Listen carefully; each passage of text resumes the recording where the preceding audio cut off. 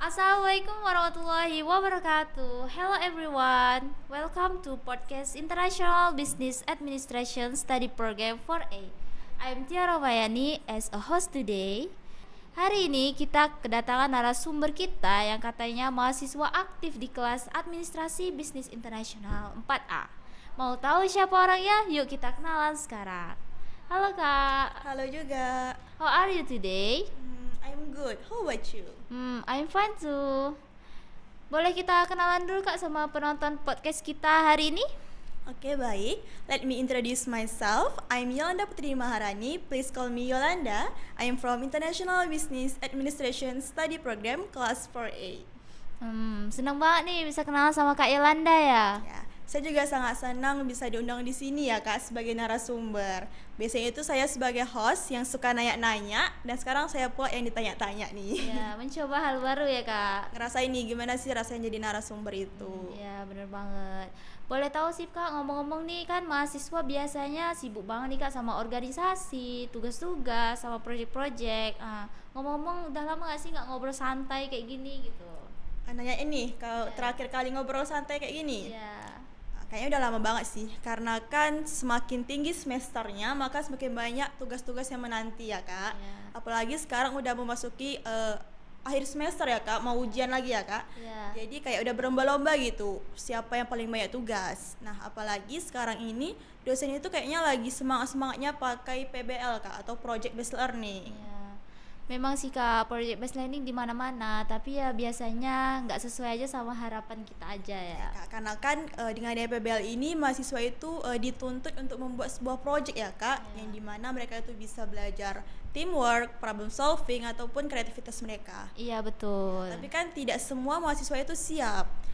Terkadang malah ada yang pusing nih gimana cara memulainya, apa aja yang harus dilakukan ya Kak. Ya. Jadi bisa membuat mereka tuh pusing, bahkan hampir stres juga ya Kak. Ya. Dan juga sekarang ini saya lagi ngadain PBL untuk mata kuliah multimedia bisnis.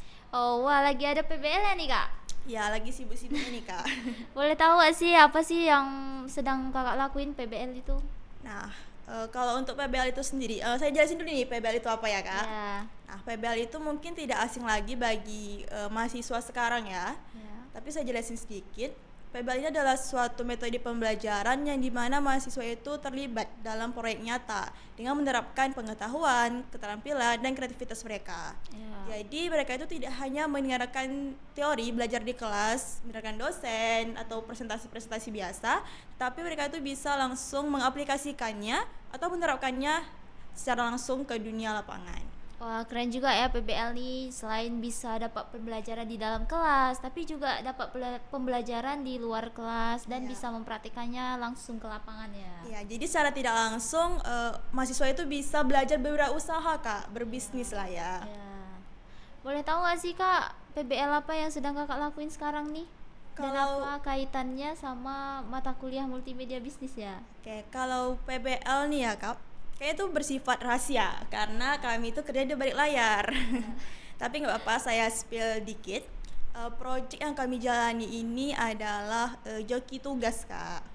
Oh, Ya. jadi Nah, tugas. adapun kaitan nih antara mata kuliah multimedia bisnis dengan PBL itu sendiri, yaitu bisa mendorong mahasiswa itu membuat proyek nyata atau konten-konten digital seperti video promosi, video konten, dan video animasi serta flyer yang dimana sangat berguna untuk promosi bisnis saat ini gitu.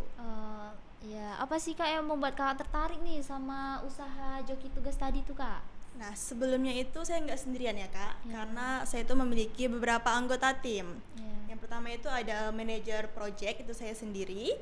Terus ada tim marketing, ada tim content creator, dan ada tim produksi. Jadi itu mereka tuh sudah dibagi proporsinya gitu. Jadi tidak ada yang tumpang tindih kerjanya gitu Kak. Ya, ya benar. Banyak banget ya Kak, timnya ada Mempro tadi ya, dan Ya. ada tim marketing, tim produksi, sama tim konten kreator. Boleh nggak sih dijelasin satu-satu gitu Kak, apa sih job desk dari setiap tim tersebut gitu Kak? Oke, boleh banget nih.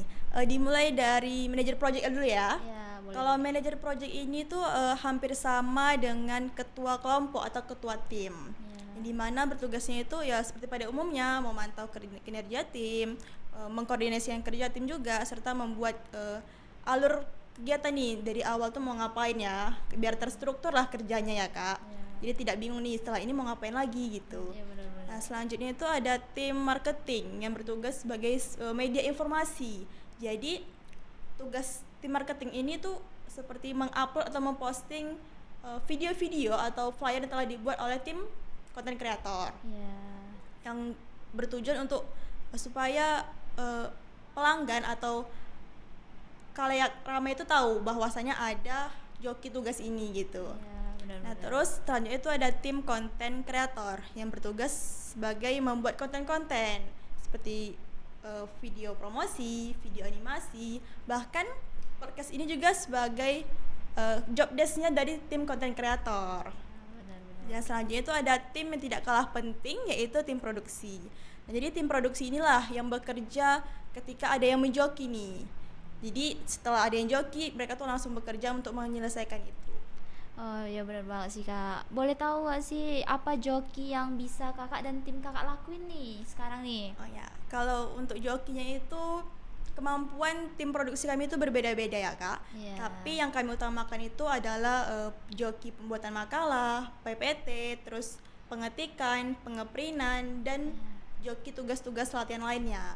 Dan juga kami menerima joki tugas lainnya itu jika tim produksi ini bersedia untuk mengerjakannya. Karena kan kita tahu juga kita lagi berkuliah nih, ada tugas juga kan. Iya, Jadi kita tidak bisa membebankan kepada tim produksi untuk menerima joki-joki itu gitu. Ya boleh dong nih saya joki habis nih kan. Ih, boleh banget loh kak, tapi nanti aja deh di belakang layar aja. Oh ya benar-benar. Jadi lewat obrolan hari ini kita bisa dapat melihat bahwa project based learning dapat banyak banget manfaat terutama di mata kuliah multimedia bisnis. Selain kita juga bisa mendapatkan pengalaman yang baik di sini bahwa proses proyek itu nggak hanya sebuah mendapatkan hasil tapi juga prosesnya. Terima kasih juga kepada Kak Yolanda yang bisa hadir dalam podcast kita hari ini untuk menyempatkan waktunya hari ini. Semoga usaha jokinya berjalan dengan lancar. Amin. Ya, terima kasih juga kepada Kak Tia ya yang telah mengundang saya sebagai narasumber di sini berbagi cerita kepada Kak Tia dan para penonton podcast kita hari ini. Terima kasih untuk para penonton hari ini. Saya Tia Rohmayani pamit undur diri. Saya akhiri wabillahi taufiq walhidayah. Wassalamualaikum warahmatullahi wabarakatuh. Bye.